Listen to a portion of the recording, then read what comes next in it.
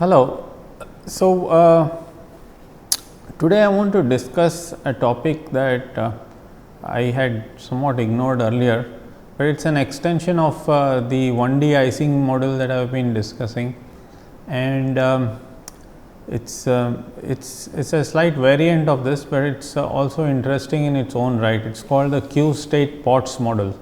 So, basically the Q state Potts model is defined by this Hamiltonian, which basically states. So, in other words, see the 1D icing model, this fundamental degrees of freedom are twofold, that is either up or down.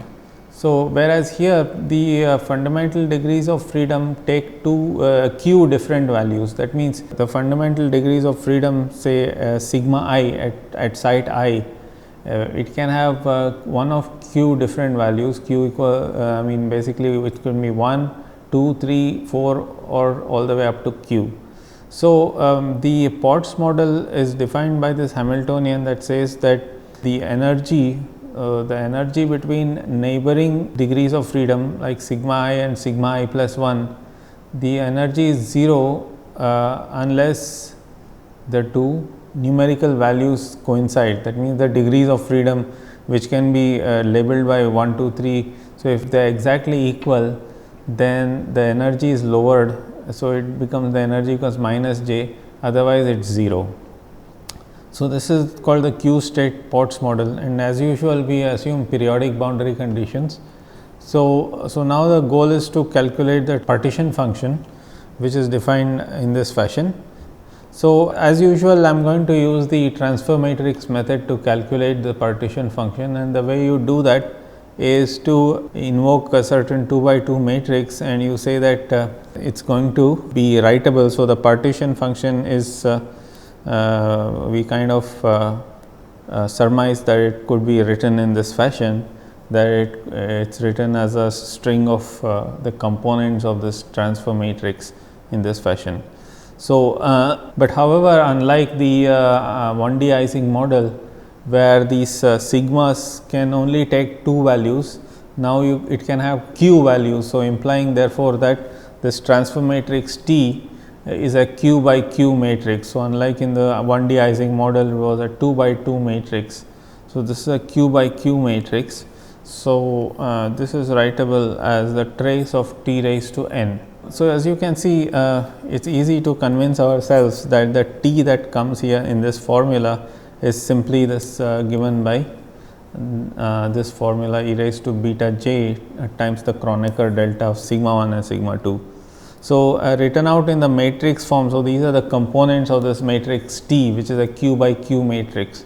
So, written out in the matrix form, it is going to be this. So, in other words, it is beta j when it is on the diagonal, and it is 0 when it is not on the diagonal. So, e raised to 0 is 1. So, all these other elements are populated by number 1. So, now it looks like it looks somewhat difficult to find the eigenvalues, but then recall that the eigenvalue equation is nothing but this. So, t times v equals lambda v. So, this is the eigenvalue equation where v is your column vector. So, written out in components, that is what it looks like. Now, the point is that you can write, see, remember that these are all ones. So, if you take any particular row, so you got to multiply this by a column, and it is going to be a column. So, you take any particular row and you multiply by this column. So, somewhere here there is going to be e raised to beta j, and the rest of it are all ones. So, what I can do is I can define a v dot, which is nothing but the sum over all the v's, okay, sum over all the elements here. So, this is v dot. So, I just want to make sure that see the v sigma 1 is going to be specifically multiplied by. So, it is going to, because this is the sigma 1, the sigma 1 is going to be multiplied by e raised to beta j, because that is on the diagonal here. So, that is going to get multiplied by v raised to sigma 1. So, in other words, plus the rest of it, that is the rest of it are all multiplied by 1 times the rest of it. So, the rest of it is basically all of them put together except V sigma 1, that is what rest of it means other than V sigma 1. So, that is what I have done here. So, I have put V dot means all of it minus V sigma 1. So, except V sigma 1. So, this is the rest of all the V's. So, this is equal to lambda V sigma 1. So, this is my equation. So, now I can solve for V sigma 1 and in this fashion, and then if I sum over all the sigma 1s again, I end up with, so the sum over all the sigma 1s is q. So, I get C. I just take all the V sigma to one side and the rest of it to the other side, and I get this equation. Now, I sum over all the V sigmas.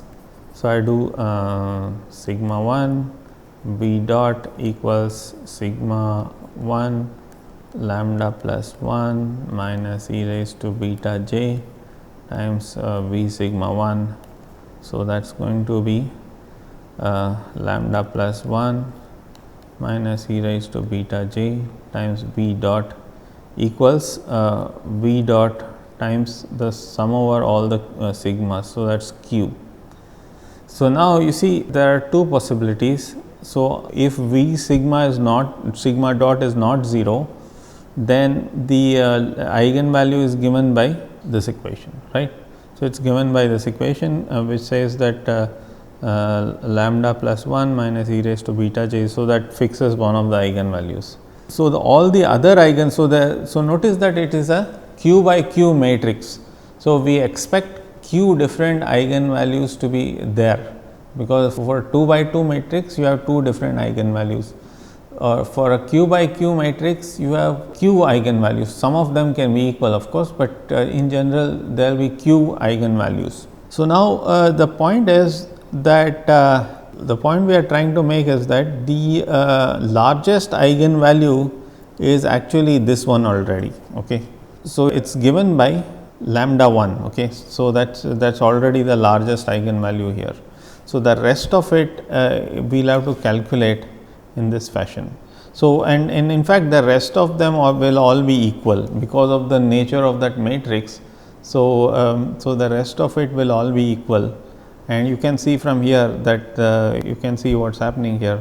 So, when V dot is 0, so you will see what the eigenvalue is. So, if V dot is 0, then if V sigma 1 itself is not 0, so then lambda 2 will become e raised to beta j minus 1. So, that is what the eigenvalue is. Okay. So, that is what that is lambda 2. So, lambda 2, the second eigenvalue is e raised to beta j minus 1. So, all the other eigenvalues are equal. So, they are all equal. So, when V dot is 0, you will get the second, third, fourth etcetera up to qth eigenvalue, they are all equal. But the first eigenvalue, which is the largest, is obtained when V dot is not 0. So, when V dot is not 0, you get the largest eigenvalue, which is lambda 1, and that is given by cancelling out the V dot from both sides, and you get this. So, this is larger than this for what reason? Because of this q. So, it is basically lambda 1 is q plus lambda 2 just by the identity here. Okay. So, just look at this, this is lambda 2 and this is lambda 1. So, you just take lambda 2, add q, you get lambda 1. So, clearly this is larger than lambda 2. So, now partition function will be just these nth power of each of the eigenvalues added all together, because that is the trace of the t raised to n. So, that is basically the largest eigenvalue raised to n plus lambda 2 raised to n plus lambda 2 raised to n plus lambda 2 raised to n. And how many lambda 2s are there? There are q minus 1 lambda 2s, because the other one is lambda 1. Okay. So, that put together there are q eigenvalues, and one of them is lambda 1, the other one is q minus 1 lambda 2. So, so you see, since lambda 1 is larger than lambda 2, so when in the thermodynamic limit, when n is very large, the dominant contribution to z comes from lambda 1 raised to n. So, this is going to be less important, and this is approximately lambda 1 raised to n. So, now we can do the usual things, calculate susceptibility and all that, but what is more interesting is the correlation function, which is the average of this and which can be calculated because you know the second eigenvalue. So, you can rewrite. So, this I will leave to you as an exercise. Maybe I will assign some homeworks for you. I have to leave something for the tutorial for you to do during the evaluation process. So, I am going to leave this as a homework. So, basically what you have to show is that the average of sigma I sigma j, delta sigma I sigma j is nothing but this correlation function, which tells you that it exponentially decays with a correlation length given by log of the smaller eigenvalue divided by the log of the larger eigenvalue, the reciprocal of that. So, that is the correlation length. So, I will leave the other things for the exercises such as derivation of this and so on. Alright, so that was a very brief story of the Potts model, which is basically just a variant of the 1D icing model, and both can be solved using transfer matrix method. Okay. Alright, so what I am going to do now is I am going to discuss a topic which I had skipped to some extent, and that is the Debye and Einstein's theories of specific heat of a solid. So, basically specific heat is a familiar concept. So, specific heat is basically the amount of heat that is measured in joules required to raise the temperature of a given material, say of mass 1 gram by 1 degree. So, this would be I mean this you could put kilogram here to make it consistent with the SI units. So, but basically you get the idea. It's you take a mass of solid and you ask yourself how much heat I should input into that solid to raise its temperature by 1 degree. So, different materials have different specific heat, mainly because some materials quickly absorb the heat and become hot, and other materials do not become so hot even though they absorb heat. So, that is the sort of thing which determines the specific heat. So, for example, water has a high specific heat compared to iron. So, for example, water specific heat is 4.18 joules per gram per degree. So, what does that mean? That means you take 1 gram of water and in order to raise the temperature by 1 degree, you have to supply 4.18 joules of energy or heat. So, you have to supply 4.18 joules of heat to 1 gram of water, then you will be able to raise the temperature of water by 1 degree. Whereas, compare this to iron, it is much easier to raise the temperature of iron by 1 degree. All you have to do is supply just 0.45 joules of heat to 1 gram of iron, and you will be successful in raising the temperature of iron by 1 degree. So, now the idea is that what Debye and Einstein both were trying is to find some kind of physical model which explain or somewhat roughly accounts for these differences, to explain why there are why materials have different specific heats. So, in particular we will find that basically the low temperature, of course, this I have to specify at what temperature you have to raise by 1 degree. So, it matters, but in this specifically what Einstein and Debye were discussing is that they wanted to study the role played by quantum mechanics in determining the specific heats of solids at low temperatures. So, at low temperatures you know that quantum mechanics is very important. So, they wanted to see what are the roles played by quantum mechanics specifically.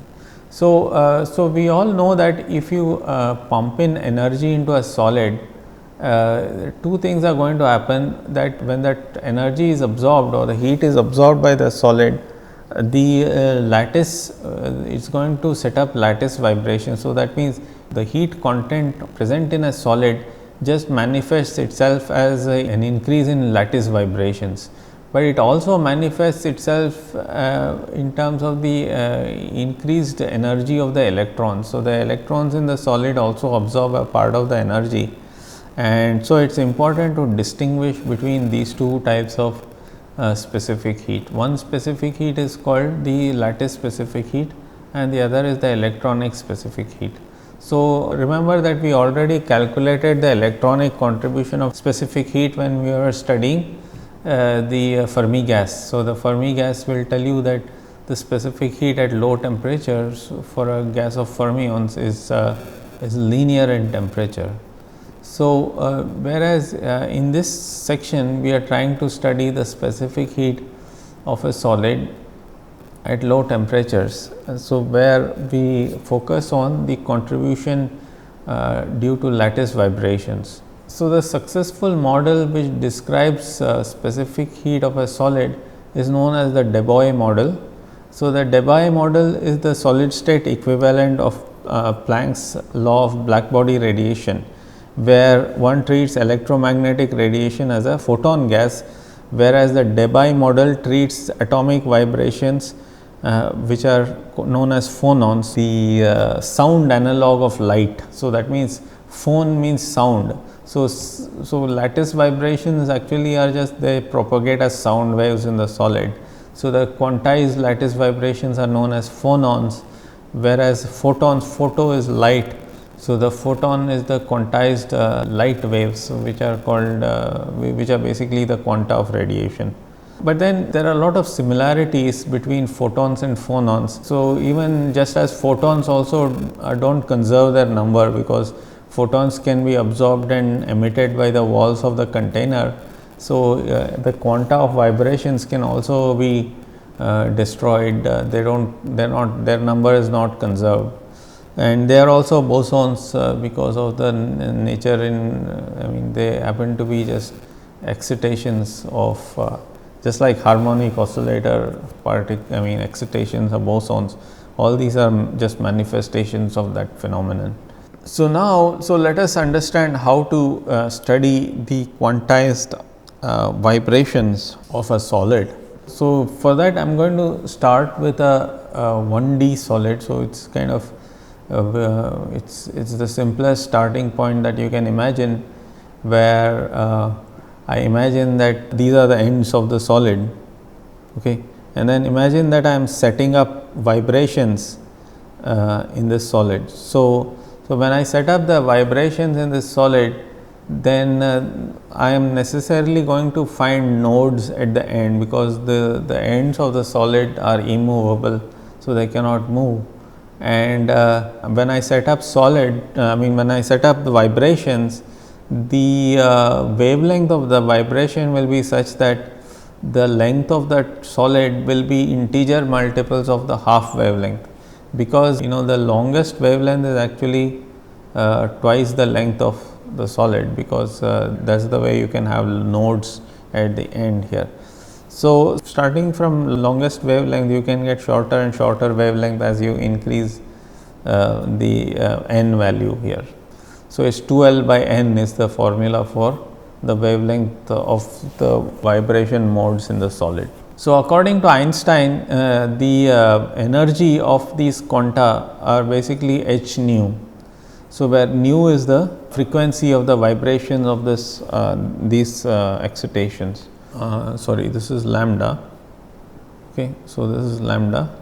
So, if Cs is the sound velocity, we know that nu n is c by lambda n. So, which is the relation between wavelength and frequency.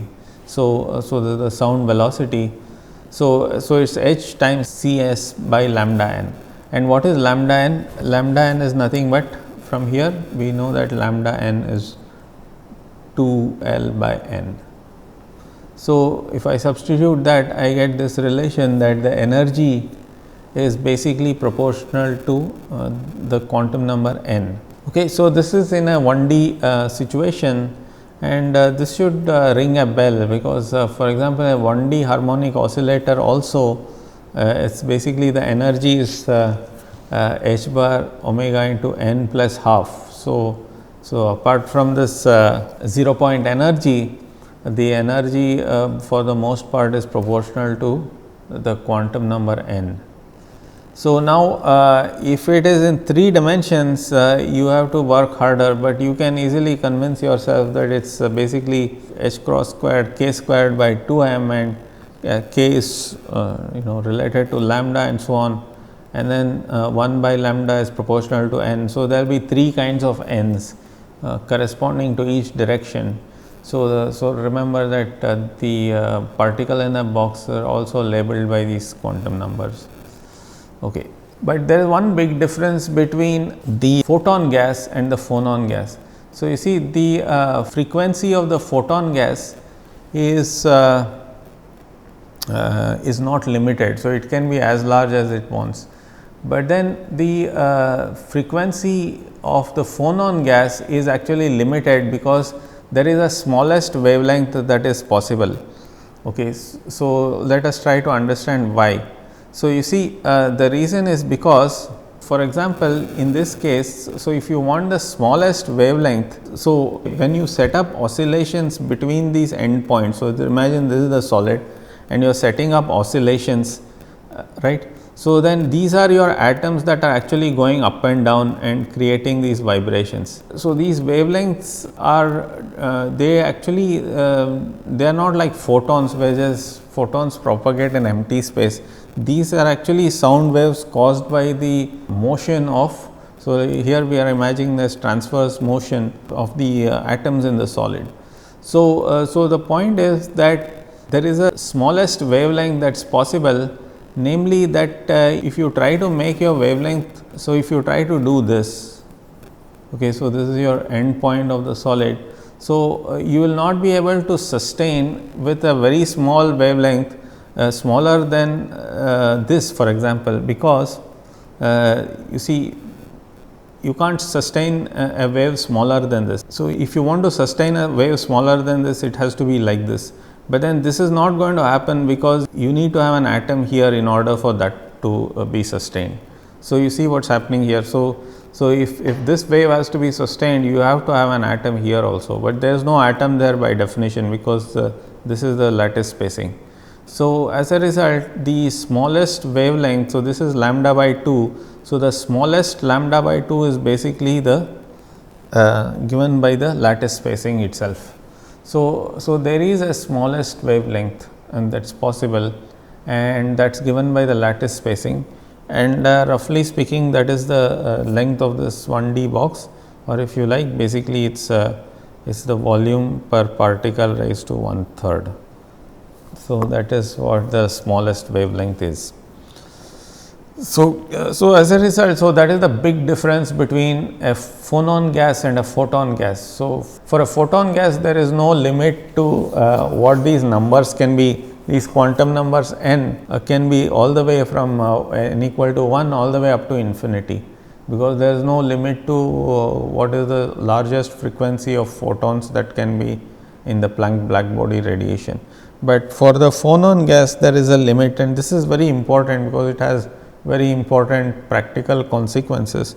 So, for a phonon gas, it is limited by the lattice spacing of the solid, which in turn is proportional to or inversely proportional to the 1/3 power of the density of the solid. So, as a result, the maximum value of the x component of this quantum number n is going to be 1/3 the power of the total number of atoms in the solid. So, using this idea, I am going to now write the total energy of the solid. So, notice that otherwise it is more or less the same. So, here you have the Bose distribution function, and notice that there is no chemical potential. So, as a result, the average number of phonons as a function of temperature is going to be this, and you multiply by the energy, and that is you are going to be the average energy. So, energy per mode times the, so here n means the triad of n x, n y and n z. But then what is this 3? You have to understand, this 3 is because there are 2 transverse and 1 longitudinal mode. Okay. So, you see, for the photon gas there is no longitudinal mode because the electromagnetic waves are always transverse, but sound waves can be longitudinal as well as transverse. So, as a result you have 3 there, and then you have to sum over all these quantum numbers in this fashion. So, that will give you the total energy as a function of temperature. So, as usual I am going to assume a situation where these quantum numbers are sufficiently close to each other. So, I can always integrate instead of, so there are large number of these modes that are present. So, I am going to be able there is no loss of generality in integrating rather than adding up. So, we have done this again and again, if you recall, from the point of view of Euler-Maclaurin formula. So, we actually showed how to convert a summation to an integration. Okay, so I am going to use that, and so now how did I do this? So, I am going to convert this into spherical polar coordinates. So, I am going to call this r cos theta, and nx is r sin theta cos phi, and ny is r sin theta sin phi. Okay. So, I am going to use that here, and well, it is not r, sorry, it is n. So, okay, so it is n cos theta, n cos theta is nz, then n sin theta cos phi is nx, and n sin theta sin phi is ny. So, now what is the volume? It is basically n squared dn sin theta d theta d phi. So, that is basically dV, that is my volume, and I am going to integrate from n equal to 0 to a maximum value. Of course, this maximum value is now going to be set by the total number of particles. So, recall that I have to only integrate up to the maximum quantum number n raised to 1/3 for each direction. So, put together it is for n itself, it is of the order of the total number of particles. Okay. So, and also it is so remember that I am only restricting myself to the first octant. So, it is actually, so the total number of particles is only in this octant. So, because this is nx, ny and nz. So, they are all positive numbers. Okay. So, that is the one octant. So, it is 1/8 of the total volume there is the total number of particles. Okay. So, that is how r is related to the number of atoms in the solid, and these angles are of course, and also because of the octant. See here, phi cannot go from 0 to 2 pi, it has to go from 0 to pi by 2 only, and this also the theta cannot go from 0 to pi, it should stop at theta equals pi by 2 again, 0 to pi by 2. So, it is only then you will be covering just the octant. Okay, the first octant from 0 to phi goes from 0 to pi by 2, and theta also goes from 0 to pi by 2. So, you will be capturing the first octant. So, as a result you will be able to write this r in terms of the number of atoms in the solid in this fashion, and because of this I can now go ahead and rewrite this expression. So, I write this formula for E n in terms of n. So, this is nothing but h c s by 2l. So, in terms of n squared, and so then E n itself is this. Okay. So, then I can write it in terms of so this is n squared d n and all that. So, the integration over theta and phi have been carried out, and I get this prefactor after carrying out integration between theta and phi, and this is my E n. Okay, and this is n squared d n that was already present here, and this is nothing but e raised to E n by t. So, now I have to integrate from 0 to n equal to r. So, now how do I do that? As usual, I rescale my n in such a way that I will call h c s n by 2 l t as x, but then I also have this energy scale T d, which is defined like this. So, if I define this T d in this fashion, then I will be able to write n. So, I can rewrite n in terms of x. Okay. and then if I define Td like this, then you can convince yourself that so remember that this is n cubed times n, so that's n to the power 4 actually.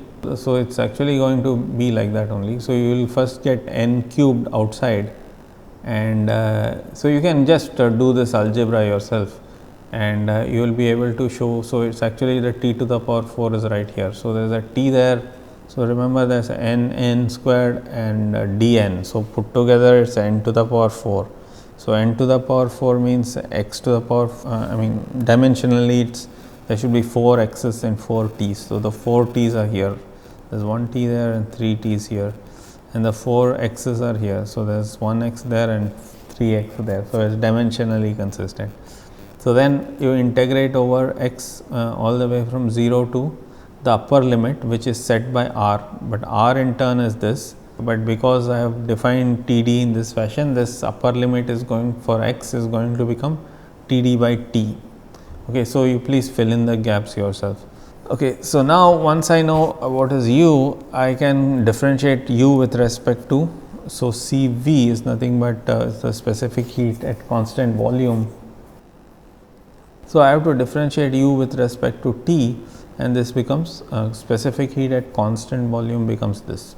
So now you can study the specific heat at constant volume in two different limits. So you can examine the low temperature limit as well as the high temperature limit. So let's do it now. So at very low temperatures, you can see that this Td, so as T tends to 0, Td by T tends to infinity. So at very low temperatures, I am entitled to pretend that this is actually approximately infinity, and this is approximately going to become 9 times T by Td raised to 3 times some number, and that number happens to be given by number times 9 happens to be given by this quantity. Okay. So in other words, that is this quantity by 9. So this is just from your tables or your Mathematica or any of those symbolic packages will do this integration for you in case you don't know how to do it by hand. So it's not worth doing it by hand because the tables are already there. So the important point is that at low temperatures the specific heat is proportional to the cube of the temperature. So remember that this contribution of the specific heat is due to the lattice vibrations, and that is so Debay's theory of specific heat shows correctly that, so this is consistent with observations that at low temperatures the specific heat of a solid due to lattice vibration is proportional to the cube of the temperature. So at very high temperatures, so when I say high, I have to explain high with respect to what. Of course, the scale is set by the Debye temperature itself. So this is the temperature. So when I say low temperatures, I mean the temperature small compared to the Debye temperature which is here, and high temperature means temperatures high compared to the Debye temperature. So now when T is very large, then this also is close to 0, and the lower limit is anyway 0. So x is being integrated between 0 and something which is very close to 0. So in other words, x is very small compared to 1. So I can Taylor expand this quantity, and I will get so I can write e raised to x minus 1 as approximately x. Okay. So as a result, this becomes and e raised to x itself is approximately 1 in the numerator. So e raised to x times x to the 4 divided by e raised to x minus 1 whole squared is approximately x to the 4 over x squared, okay, which is approximately x squared.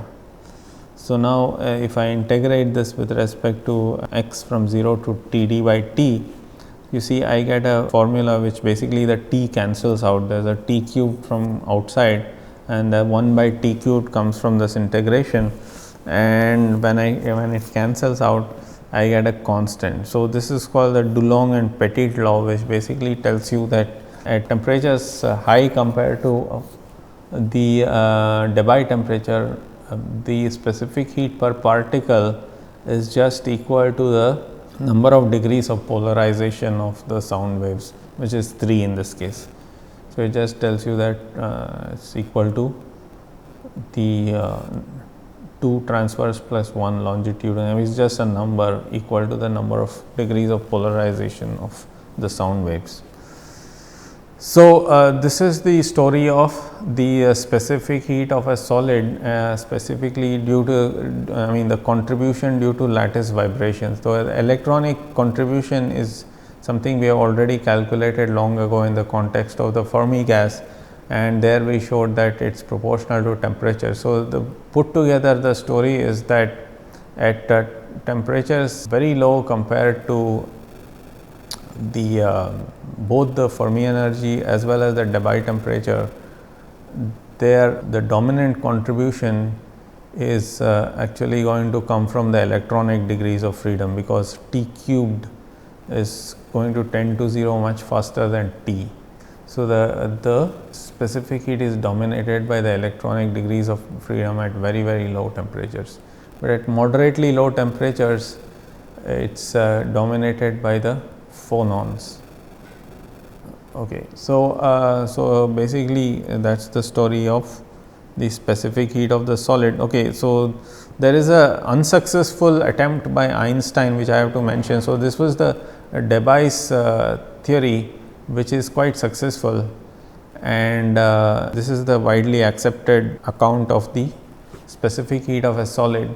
But the Einstein made an unsuccessful attempt in the sense that finally his result is incorrect, but however it is simpler than Debye's model.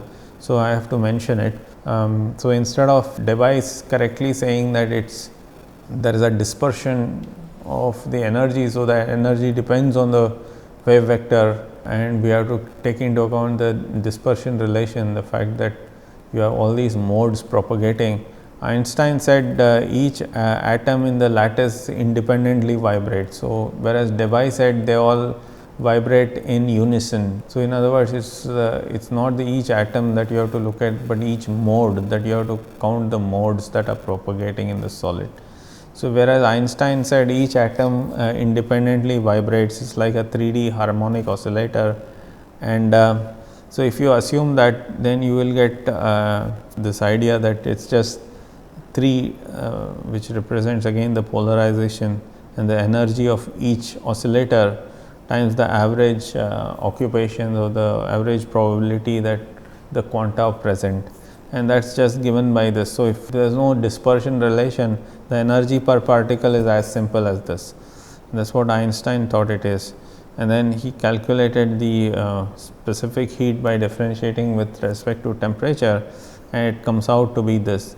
But then you see that at high temperatures this is okay, because so if you take epsilon T tends to 0, so that means high temperature. So, at high temperatures this is acceptable, because you see that this is going to,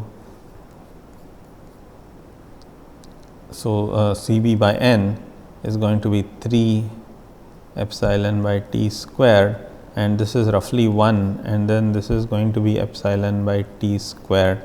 So, I can do a Taylor series, e raised to epsilon by T is approximately 1 plus epsilon by T, etc., etc. So, that is at high temperatures.